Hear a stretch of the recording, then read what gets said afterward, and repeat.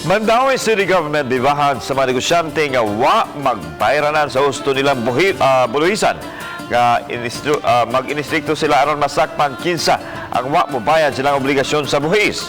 Si Nico Sereno sa report.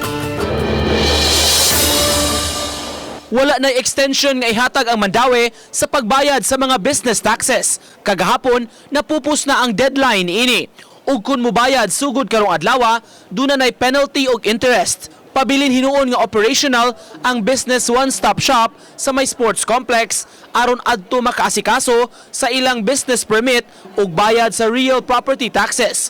Matod sa City Treasurer, karon lang tuiga nakakolekta na sila og 555 million sa business taxes ug moabot sa 100 million sa real property tax. Naay kwarta ang Mandaue. So we are assuring the public that Mandaue is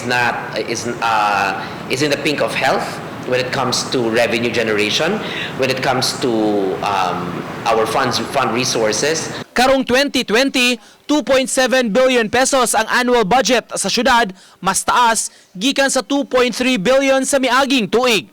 Masaligon ra hinuon si Oliva makolekta kining maong pondo. Apan mibahad sab sila sa mga nagnegosyo nga wala magbayad sa hustong buluhisan. Hingusgan unya ang business tax mapping sa dakbayan. Daghan patag dapat adtuonon. Remember that Cebu City has 40,000 registered businesses. Mandaue only has about 14. So I don't believe that we only have 14. So we should have more. Ang budget sa Mandaue ang ipondo sa tanang mga proyekto o programa alang sa katawhan. Lakip sa mga dagkong proyekto nga punduhanan karong tuiga ang parte sa drainage master plan, katukuran sa annex o extension building sa City Hall ug assistance sa lain-laing departamento. Disaster risk reduction and management. So we are purchasing modular